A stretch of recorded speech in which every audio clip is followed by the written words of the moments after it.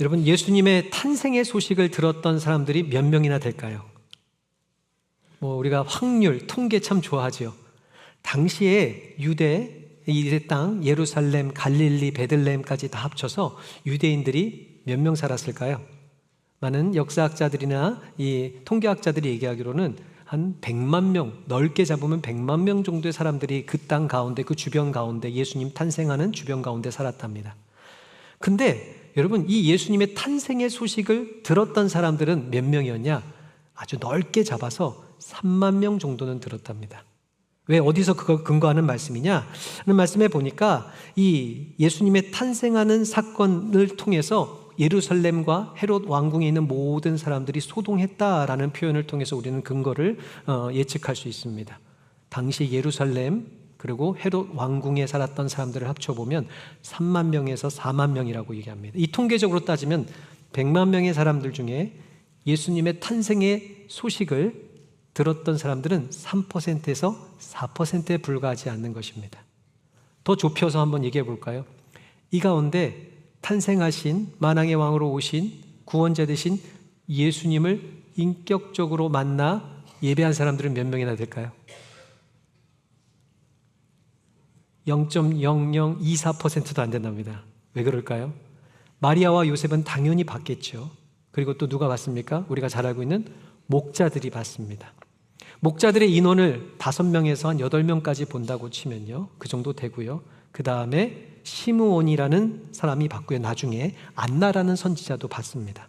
그리고 오늘 우리가 본문의 말씀에 읽은 것처럼 동방의 박사들이 만났습니다. 이들을 다 합쳐보면 넉넉하게 잡아도 20명 남짓 되지 않는 것입니다. 3만 명, 4만 명의 사람들이 예수님 탄생의 소식을 들었습니다. 그러나 예수님을 직접 찾아가 예배하고 경배하고 인격적인 만남에 이른 사람들은 20명에 지나지 않았다라는 사실입니다. 여러분, 우리 전 세계 인구가 몇 명이나 됩니까? 83억 명이 된다고 합니다. 별로 안 놀라시는데요. 그 정도가 되도록 많답니다. 그 중에 크리스찬은 몇 명인 줄 아십니까? 넉넉 잡게 30%라고 얘기합니다. 그런데 이 성탄의 주일에 성탄 예배를 드리는 사람들은 10% 남짓 내외랍니다. 그런데 그 가운데서 정말로 이 땅 가운데 오신 우리와 함께 하시는 예수님을 인격적으로 만나 경배, 예배 드리는 사람은 몇 명이나 될까요? 그럼 우리가 이걸 살펴봐야 됩니다. 20명은 넘기를 주님의 이름으로 축원합니다. 우리 토레스 좋은교회 가운데 수많은 성도들이 예배드리는 가운데 모든 성도들이 이러한 예수님을 인격적으로 만나 신령과 진정으로 예배드리는 귀한 주일, 복된 주일이 되기를 주님의 이름으로 축원합니다. 이 성탄주일의 우리 삶의 가장 큰 목적은 선물이 아닙니다. 목사 얼굴 보러 나온 것도 아닙니다. 우리의 구원자 되신 예수 그리스도를 만나는 것입니다. 그러한 은혜가 오늘 우리 가운데 임하기를 주님의 이름으로 축원합니다. 오늘 그 중에 그 20명 남짓 되는 인원 중에 들어갔던 동방 박사들에 관한 이야기입니다. 왜 이들의 이야기가 귀한 것이냐? 이들은 그 20명 안에서도 유일한 이방인들이었습니다. 동방 박사들이라는 단어를 살펴보니까 마고이라는 뜻으로요, 이들의 이 단어 마고이라는 이 직분은 어떤 사람들이냐? 고대 페르시아나 이 메데 지역, 이들의 아주 높은 제사장들을 칭할 때 썼던 단어들이 바로 동방의 박사들이옵니다. 이들을 또 다른 말로 말하면 지혜자들, 그리고 우리가 잘 아는 것처럼 천문학자들, 점성가들이라는 표현도 썼기도 했습니다. 이들이 얼마나 높은 위치에 있는 사람들이냐? 당시에는 지금처럼 챗 GPT가 있거나 어떤 특별한 자문할 수 있는 것이 없었습니다. 당시에 가장 똑똑했던 지혜자들은 바로 이와 같은 동방의 박사들입니다. 별을 연구하는 사람들입니다. 별을 연구하다 보면요, 언제 비가 올지, 언제 어떤 자연재해가 닥칠지도 어느 정도 알 수 있는 사람들, 당시에 최고의 지식인들이었습니다. 이들은 왕 곁에서 조언하는 조언자들이었습니다. 우리가 좀 가늠이 안 가는데 사실 우리가 다니엘서에 보면 다니엘이 그중 한 명이었습니다. 다니엘은 어떤 사람이었습니까? 페르시아 지역의 재상이었습니다.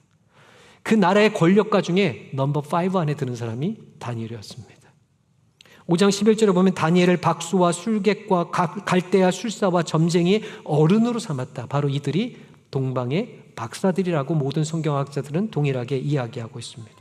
이들은 돈도 많았습니다. 왕 곁에 조언하는 자들이었기 때문에 큰 권세와 명예도 가지고 있는 사람들이었습니다. 그러나 그들에게는 문제가 있었습니다. 그들은 이방인들이었습니다. 예루살렘에 찾아온다 할지라도 예루살렘 성전에 들어가 제사를 드릴 수 없는 자들이었습니다. 죄 용서도 받을 수 없고 하나님을 만날 수도 없는 자들이었습니다. 그런데 놀라운 축복, 놀라운 은혜가 오늘 말씀을 통해서 그들에게 베풀어 주셨습니다. 만왕의 왕 대신, 메시아 대신, 그리스도 대신 예수 그리스도를 그들이 만나는 축복을 얻었습니다. 그리고 정말로 하나님께서 기뻐 받으시는 신령과 진정으로 경배, 예배드리는 사람으로 인정받았다라는 사실입니다. 여러분, 우리는 다 죄인입니다. 우리는 사실 따져보면 다 이방인들입니다. 우리에게 베푸신 큰 은혜가 있습니다. 우리는 만왕의 왕 대신 예수 그리스도를 예배할 수 있습니다. 성령의 임재를 통해서 그분을 인격적으로 만날 수 있는 길이 우리 가운데 열려졌다라는 사실입니다. 오늘 이 동방박사들의 이야기들을 통하여 우리가 예수님의 탄생의 소식이 단순한 어떤 뉴스에 끝나는 것이 아니라 우리에게 가장 기쁨의 복된 소식, 더 나아가 예수님을 인격적으로 만나 그분께 신령과 진정으로 온전히 예배드리는 진정한 예배가, 오늘 주님을 만나는 은혜가 오늘 산부 예배에 오신 모든 성도들 가운데 넘쳐나시기를 주님의 이름으로 축원하며 축복합니다. 하나님께서 그 수많은 사람들 중에 왜 하필이면 이방인들을 택하여 하나님을 만나는 귀한 축복을 허락하여 주셨는지를 세 가지를 통해서 살펴보기 원합니다. 첫 번째, 이들이 예수님을 만날 수 있었던 가장 큰 축복의 시작은 바로 빛 대신 말씀에 따라 순종할 때 그들이 이러한 은혜를 얻었다라는 것입니다. 마태복음 2장 2절에 보면 유대인의 왕으로 나신 이가 어디 계시냐? 우리가 동방에서 그의 별을 보고 그에게 경배하러 왔노라 하니 라고 말씀하고 있습니다. 그들이 메시아이신 예수님을 만났던 것이 무엇입니까? 별 따라 가다가 만났다라는 겁니다. 도대체 이 별은 무엇이냐? 많은 학자들이 이것에 대해서 연구했습니다. 아주 밝게 빛나는 초신성이었을 것이다. 아니면 큰 어떤 행성 중에 별 중에 하나였을 것이다. 그리고 어떤 사람들은 빨리 지나가는 혜성이었을 것이다. 혜성은 따라잡지 못하죠. 그런데 이와 같이 많은 추측들이 있습니다. 그런데 우리는 이 별이 어떤 종류의 별인가가 중요하지 않습니다. 오늘 말씀에 뭐라고 얘기하고 있습니까? 그의 별이었다라고 얘기하고 있습니다. 원어적인 의미를 따진다면 그에게 속한 별, 그에게만 속한 별. 그가 누굽니까? 우리는 잘 알지 않습니까? 바로 메시아 예수 그리스도십니다. 별은 다른 것을 의미하는 것이 아닙니다. 바로 예수님을 말씀하는 겁니다. 다른 표현으로 말하면 그들이 예수님을 상징하는 별을 쫓아갔다라는 것입니다.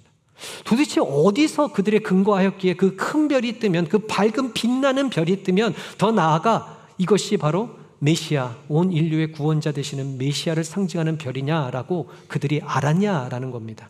그들은 어떤 사람들입니까? 박사들이었습니다.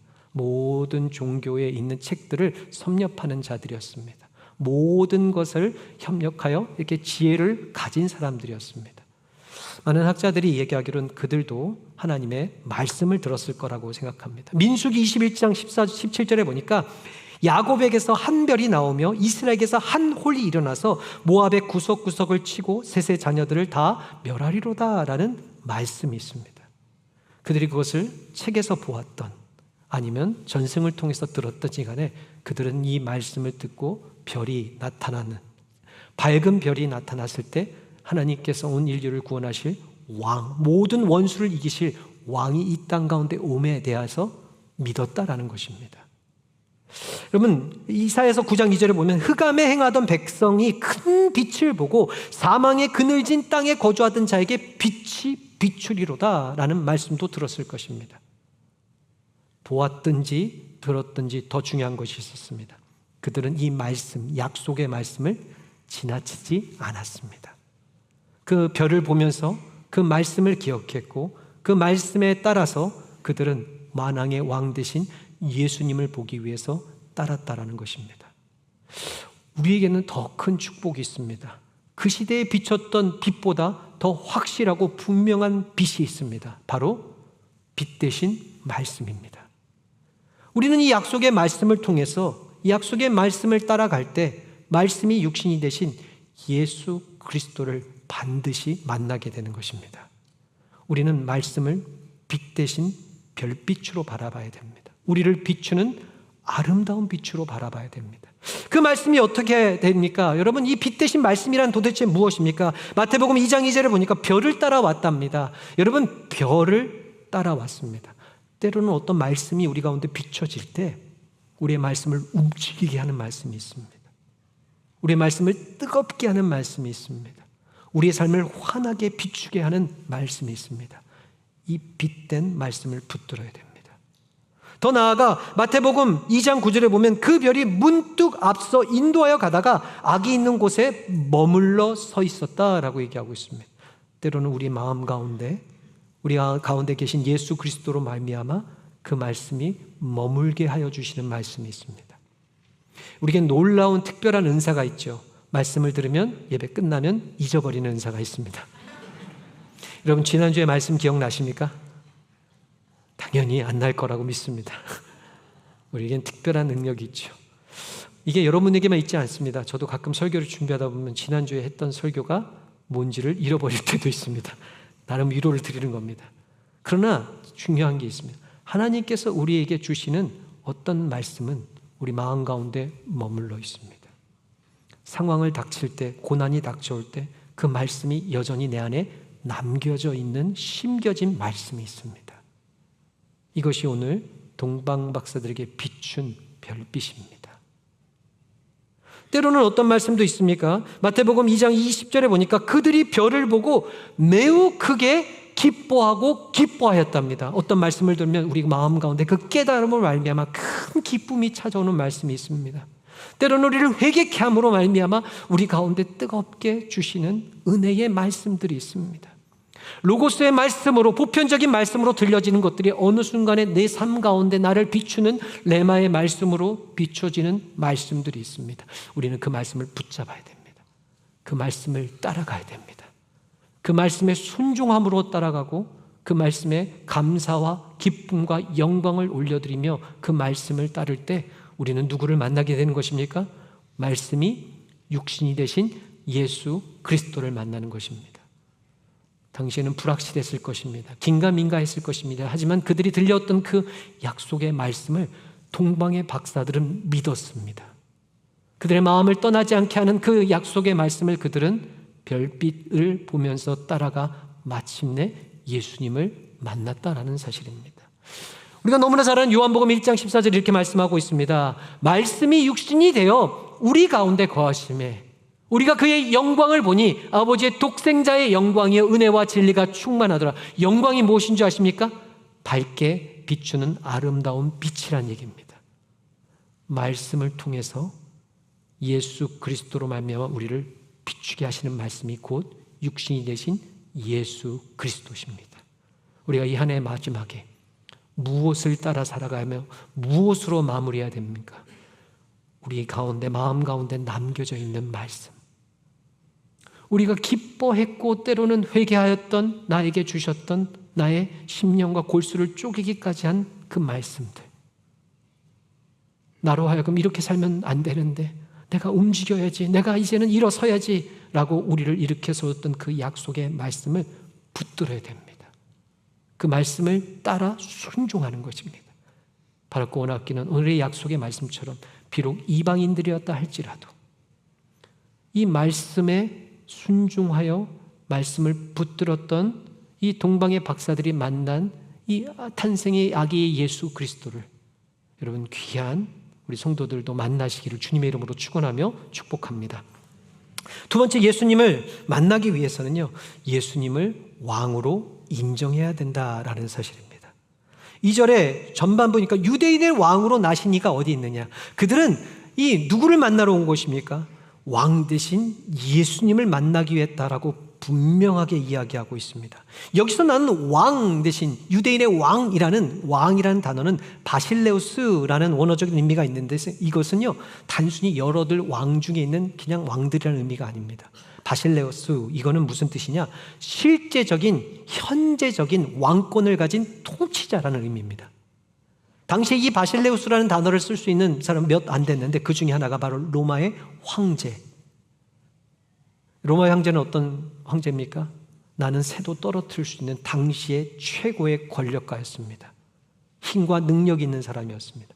그런데 동방의 박사들은 예수님을 어떤 분으로 여기셨습니까?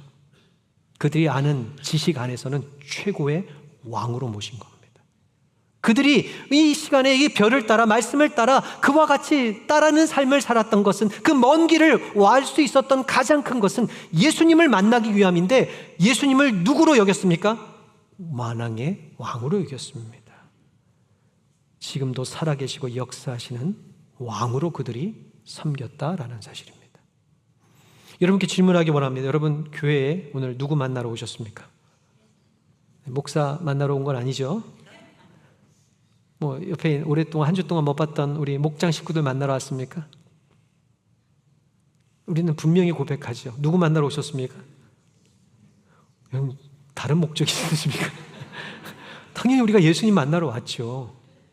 이게 우리가 목적이 아니면 우리는 지금 예배를 드리러 온 게 아닙니다. 우리가 이 시간에 나온 것은 말씀 듣기 위해서 나온 것이고 여러 가지 찬양과 하지만 우리가 본질적인 것은 예수님을 만나기 위함. 근데 그 예수님은 여러분에게 누구십니까? 어떠한 예수님을 만나기 원하십니까? 만왕의 왕 되신 예수. 지금도 살아계시고 지금도 모든 만물을 통치하고 주관하고 계시는 불가능이 없으신 예수님을 만나러 온 겁니다. 여러분, 나중에 예수님 공생의 기간에 보면 마태복음 16장에 보면 가이사라 빌립보라는 지역에 이릅니다. 가이사라, 당시에 황제의 이름을 본따서 황제에게 바쳐진 지역이 바로 가이사라 빌립보입니다. 그것에는 황제를 숭배하는, 신으로 여기는 신전이 지어져 있었고요. 그 위에 온갖 제우스부터 시작해서 우상하는 왕들을 세우는 신전들이 있었습니다. 그 중심에서 예수님이 제자들에게 묻습니다. 너희는 나를 누구로 생각하느냐? 나를 누구로 여기느냐? 누구로 여기기에 나를 지금 따르고 있느냐라고 묻습니다. 어떤 제자가 얘기합니다. 예수님은 랍비 중에 하나입니다. 그거는 좀 부족한 것 같습니다. 다른 제자가 얘기합니다. 예수님은 선지자 중에 하나입니다. 확신함이 없으니까 누가 그랬습니다 라는 표현을 씁니다. 가이사라 빌립보, 왕들의 마을 지역에서 베드로가 놀라운 고백을 마태복음 16장 16절에 고백합니다. 뭐라고 고백합니까? 주는 그리스도시요 살아계신 하나님의 아들이십니다. 하나님은 만왕의 왕 되십니다. 예수님은 곧 왕 중에 왕이십니다. 이 고백을 통해서 예수님이 어떻게 말씀하십니까? 바요나 시몬아, 이것을 알게 하는 것은 이 세상이 아니라는 겁니다. 하나님께서 너에게 알게 하셨다. 너는 참 복된 자로구나. 그리고 뭘 합니까? 너의 이 고백 위에 음부의 권세가 이기지 못하는 뭐를 세우겠다고요? 교회를 세울 것이다. 여러분, 베드로의 고백은요, 다른 게 아니었습니다. 선생 정도로, 내 인생의 어떤 길라잡이 정도로 여기지 않았습니다. 어떤 어려움이 있을 때 문제를 해결할 수 있는 어떤 사람으로 여기지 않았습니다. 선생으로 여기지 않았습니다. 좀 신령한 선지자로 여기지 않았습니다. 그의 고백은 예수님을 왕으로 고백했을 때, 임마누엘, 예수님이 우리와 함께 영원히 함께 하시는 바로 교회를 약속하셨다라는 것입니다. 이것을 알게 하신 이는 누구라고요? 하나님입니다. 다시 말하면 이 고백을 통해서 하나님이 베드로와 함께 하여 주신 것입니다. 여러분, 예수님은 누구십니까? 우리의 진정한 만왕의 왕 되십니다. 여러분들의 모든 세상 만물을 주관하고 통치하시는 분이십니다. 우리가 그분을 인정하며 고백할 때 예수님은 우리와 함께 하십니다. 예수님 시대에 수많은 사람들이 있었습니다. 아까 몇 명 정도가 있었다고요? 넓게 잡아서 100만 명이 있었습니다. 그 중에 또 이것도 통계죠. 예수님을 실질적으로 보거나 그분이 전하는 말씀 가운데 거했던 사람들이 몇 명 정도 된 줄 아십니까? 그것도 비슷하더라고요. 3만에서 4만 명이랍니다. 그 가운데는 오병이어의 기적의 사건 가운데 포함됐던 사람들도 포함시킨 겁니다. 넓게 잡아서입니다. 근데 그 중에서 예수님을 진정으로 따랐던 제자들은 제자가 되기로 결단했던 사람들은 몇 명인 줄 아십니까? 사도행전을 보면 120문도라고 얘기하고 있습니다. 120명이 남았죠. 그리고 더 압축하면 몇 명이 정말로 예수님의 제자였습니까? 12제자라고 하지 않습니까? 그 중에 가룟 유다 하나 빠지면 한 11명 정도는 그래도 제자라고 인정받을 만한 사람이었죠. 그러면 이 11명 중에 예수님의 십자가의 죽음 가운데 동참했던 사람들은 몇 명입니까? 점점 가면 없어지는 겁니다. 이처럼 예수님을 인격적으로 만난 사람들이 많지 않습니다. 그러나 약속하고 있습니다. 이방인이라 할지라도, 그 전의 삶을 어떤 삶을 살았다 할지라도, 우상 숭배에 빠졌다 할지라도 예수님만이 유일한 만왕의 왕되심을 믿고 만나기를 원하는 오늘 동방박사들처럼 우리도 이전 것은 지나갔으니 보라 새 것이 되었도다. 여러분이 1년 동안의 삶을 어떻게 살았든지 간에 오늘 이 순간, 이 예배 순간에 예수님만이 나의 삶의 유일한 왕이십니다 라고 고백한다면 예수님은 오늘 여러분들의 마음 가운데를 삶 가운데 충만히 역사하실 줄을 믿습니다. 오늘 이 자리에 우리와 함께 하시는 예수님을 만나는 축복이, 예수님만이 나의 삶의 왕으로 선포하시는 여러분들의 고백 가운데 넘쳐나시기를 주님의 이름으로 축원합니다. 여러분, 세 번째 마지막입니다. 왕 되신 예수님을 우리가 경배할 때 만나게 됩니다. 동방의 이 박사들이 무엇 때문에 이 왕 되신 예수님을 찾았습니까? 뭐 지니의 램프처럼 소원을 빌기 위해 찾았습니까? 삶에 해결되지 않는 문제를 좀 해결받기 위해서 나왔습니까? 아까 그들은 어떤 사람들이었다고요? 삶에 문제가 없는 사람들입니다. 인정받는 사람들입니다. 그러나 그들은 예수님을, 만왕의 왕 되신 예수님을 찾기 위한 목적이 단 한 가지였습니다. 무엇이었죠? 경배하기 위함이었다. 경배라는 단어가 무엇입니까? 그들은 마리아를 경배하기 위해 나온 것도 아닙니다. 다른 것을 경배하기 위함도 아닙니다. 당시에 그들의 유일한 목적은 바로 예수님께 경배하기 위함이었습니다. 다른 목적으로 예수님을 찾는 헤롯 왕도 있었죠. 4절에 보니까 왕이 모든 대제사장들과 백성의 서기관들을 모아 그리스도가 어디서 나겠느냐 물었다라고 얘기하고 있습니다.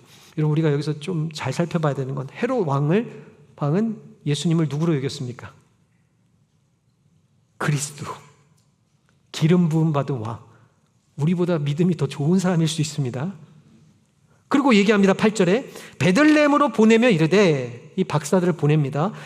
아기에 관하여 자세히 알아보고 찾거든 내게 고하여 나도 가서 그에게 경배하라 하라. 여러분, 이 경배가 같은 경배였겠습니까? 헤롯 왕은 찾아서 어떻게 하면 되는 겁니까? 죽이기 위함이었다고 성경은 이야기하고 있죠.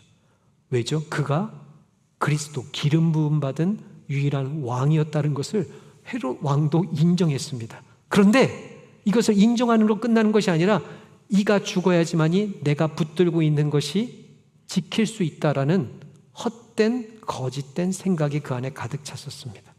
우리가 헤롯 왕을 쉽게 욕하기 쉽습니다. 우리도 예수님을 그리스도라고 고백하지 않습니까? 어느 순간에 보면 예수님을 배척합니다. 예수님을 십자가에 못 박습니다. 왠지 아십니까? 내가 내 손에 쥐고 있는 것을 빼앗기지 않기 위해서. 당시의 바리새인들과 당시의 제사장들이 그랬습니다. 자신이 가지고 있다 생각하는 한 줌 권력, 한 줌 명예를 잃지 않기 위해서 예수님을 십자가에 못 박았습니다. 헤롯 왕과 다르지 않았습니다. 우리도 지금 우리에게 있는 물질을 지키기 위해서는요, 예수님 못 박을 수 있습니다.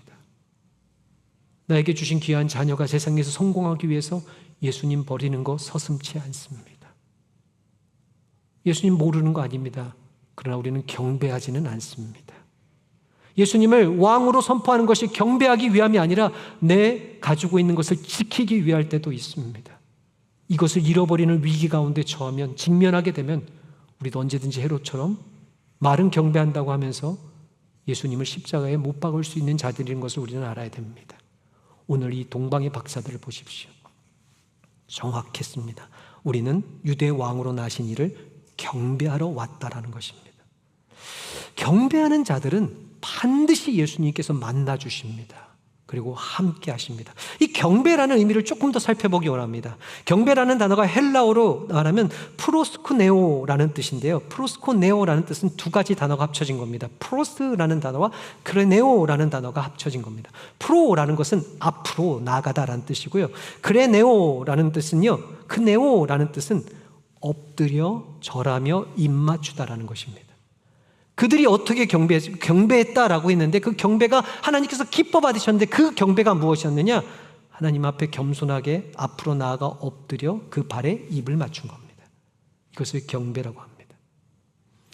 여러분, 이 경배, 입 맞추다라는 의미는요, 두 가지 뜻이 있습니다. 하나는 무엇입니까? 나는 당신의 소유입니다. 당신이 내 삶의 주인입니다 라는 뜻이고요. 두 번째는 나의 모든 것도 당신의 것입니다 라는 것을 인정하는 것입니다. 당시에 그래서 정말 왕 앞에 어떤 사람들이 나아갈 때는요, 고개 쳐들고 나가면 안 됩니다. 고개를 숙여 엎드려서 그 발을 붙잡는 겁니다. 그리고 나아갈 때는 반드시 무엇을 드렸습니까? 예물을 드렸습니다. 그것이 경배입니다. 다시 말씀드릴까요? 경배는 뭐라고요? 반드시 내 삶의 가장 귀한 것을 겸손한 마음으로 드리는 것입니다. 우리가 예배라는 개념을 할 때 예배를 뭐 한다고 합니까? 여러분, 예배는 어떻게 하는 겁니까? 예배를 드린다고 얘기하죠. 기도를 어떻게 한다고 합니까? 우리가 기도를 던진다고 하지 않죠. 기도를 올려 드린다고 합니다. 우리의 예물을 어떻게 합니까? 드리는 것입니다. 우리의 찬양을 어떻게 합니까? 드리는 것입니다. 예배는요, 경배는 드리는 것입니다. 많은 사람들이 착각합니다. 예배를 통해서 무언가 받아야지, 무언가 얻고 가야지, 내 삶의 문제가 이 정도는 해결돼야 되는 거 아니야? 오늘 예배를 나왔으니까 내일 내가 계획하는 게 잘 풀려야 되는 거 아니야? 우리가 이런 잘못된 생각을 가지고 주님 앞에 나올 때가 있습니다. 물론 주님께서는 목적을 가지고 나온 사람들을 외면하지 않으십니다. 멸시하지 않고 또 지옥 간다고 얘기하지 않습니다. 보십시오. 이 눈을 뜨기 위해서 나왔던 눈먼 자를 주님께서는 만나 주셨습니다. 이 문둥병을 치유받기 위해서 소리 지르는 사람을 외면하지 않으셨습니다. 12해 동안 혈루병 앓은 여인을 주님께서는 찾아가 주셔서 만나 주셨습니다. 삭개오도 회복시켜 주셨습니다. 엄밀히 말하면 예배는 아닐 수 있습니다. 예배는 드리는 것입니다. 어떠한 자세로요? 낮아져 앞으로 나아가 엎드리는 것입니다. 이것이 경배입니다. 여러분, 이 동방의 박사들을 보십시오. 11절을 보니까 집에 들어가 아기와 그의 어머니 마리아와 함께 있는 것을 보고 뭐 어떻게 합니까? 엎드렸답니다. 그리고 어떻게 했습니까? 엎드려 경배하고 이 보배압을 열어서 황금과 유향과 모략을 예물로 드렸답니다. 이게 경배입니다. 당당하게 내가 가진 거 안 받기만 해봐라. 우리가 가인의 예배 나중에 한번 나눠보겠지만 가인이 그랬습니다. 안 받으니까 화가 나는 겁니다. 내가 이걸 준비했는데 안 받아? 보십시오. 겸손하게 엎드려 나아갔습니다. 자신의 가장 귀한 가치 있는 것을 왕 앞에 올려드린 것입니다. 경배입니다. 황금과 유향과 모략을 드리는 것이 경배입니다. 황금은 무엇입니까? 여러분, 황금 보셨습니까? 일반 금도 있는데 꼭 황금이라는 표현은 도대체 무슨 의미입니까? 제가 한번 궁금해서 찾아봤습니다. 황금이라는 의미를 지금으로 우리가 해석할 수 있는 게 정확한 용어가 있는데 24K. 금 별로 모르시나 본데요. 18K도 있고 14K도 있답니다. 전 여기서 좀 여러분 되게 흥미 있을 줄 알았는데 황금은요 24K 온전한 금을, 순전한 금을 드린 겁니다. 여러분 보십시오. 황금을 드렸다는 것은 무엇입니까? 예수님을 왕으로 인정한 것입니다. 왕 앞에만 드릴 수 있는 것이 황금입니다. 불순물이 섞여 있으면 안 됩니다. 가장 가치 있는 그들에게 귀한 것을 주님께 올려드렸습니다. 유향을 드렸습니다. 유향은 일종의 향수입니다. 이것은 이 유향이라는 단어가 쓸 때마다 제사장이 이 필수품 중에 하나가 유향이었답니다. 유향을 선물했다는 것은 예수님을 대제사장으로 여겼다는 의미이기도 하지만 여러분, 이 유향이라는 것은요 반드시 태워 향기로 올려드리는 데 사용하는 것입니다. 다시 말하면 이 향기는요 무엇이라고 성경은 얘기하십니까? 기도입니다. 단순히 유향을 물질적인 의미를 떠나서 상징적인 의미로 만왕의 왕 되신 예수 그리스도께 기도의 손을, 기쁨을 올려드리는 것입니다.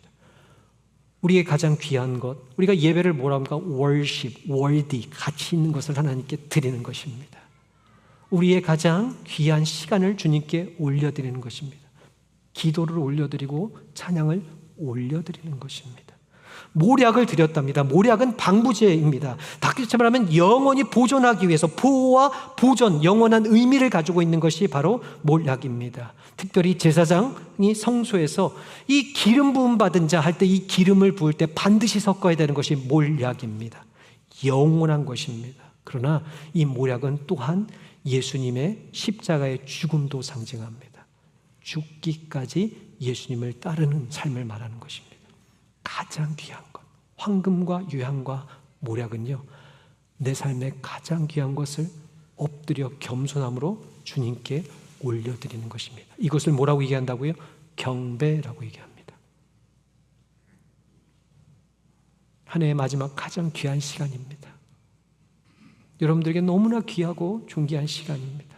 여러분들이 얼마나 힘들고 열심을 수고해서 애쓰며 일하는지 하나님은 아십니다. 그것에서 가장 귀한 것을 구분하여 하나님께 드리는 것입니다. 그분을 나의 삶의 주인으로 선포하는 것입니다.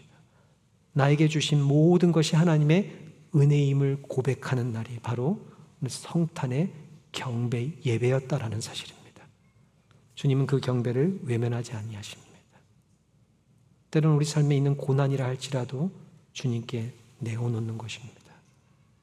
우리 삶의 문제들도 아픔과 눈물들도 때로는 정말 예수님 믿는 것 때문에 당하는 그런 어려움들도 주님 앞에 내려놓는 것입니다. 이게 바로 십자가를 지는 것입니다. 예수님의 삶은, 예수님의 십자가는 경배하는 십자가였습니다. 자신의 전부를 주님께 내어드린 것입니다. 주님께서 그것을 기뻐 받으셨습니다. 온 인류를 구원하는 주님께서 하나님의 놀라운 도구로 사용하셨습니다. 지금도 동일합니다. 예배는 얻기 위해 나온 것이 아닙니다. 우리를 온전히 드리는 경배하기 나온 것입니다. 주님은 그 위에 반드시 복 주십니다. 세상이 감당할 수 없는 믿음의 축복을 주십니다. 더 나아가 무엇을 주십니까? 우리에게 예수 그리스도를 인격적으로 만나 우리의 삶이 거듭나는, 변화되는 전인격적인 삶의 역전을 일으키시는 능력의 하나님이십니다. 오늘 이 예배를 통해 우리는 예수님을 만나야 됩니다. 이 예배가 어떻게 되는 것입니까? 경배함이 되어야 되는 것입니다.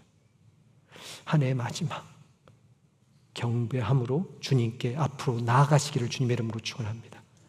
한 해가 지나가기 전에 꼭 우리와 함께 하시는 예수님을 만나시길 바랍니다. 예수님을 만나면 그분이 여러분들을 위로하여 주실 줄 믿습니다. 여러분들을 치유하여 주실 줄 믿습니다. 우리로 하여금 이 땅에 썩어져 없어질 것이 아닌 영원한 생명으로 우리를 반드시 이끄시는 사랑이 많으신 하나님이 되실 줄을 믿습니다. 우리 신앙의 목적은 예수님을 만나는 것입니다. 말씀을 정리하겠습니다. 예수님을 정말로 우리 삶의 구주로, 우리의 왕으로 만나려면 첫 번째, 말씀에 순종하시기를 주님의 이름으로 축원합니다.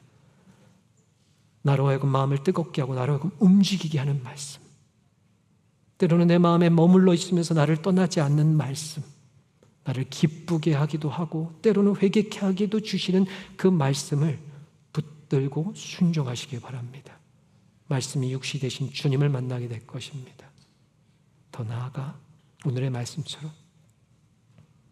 우리의 삶을 온전히 드리는 만왕의 왕 되신 예수 그리스도 앞에 우리를 온전히 올려드리시는 드림이 있는 예배가 회복되기를 주님의 이름으로 축원합니다.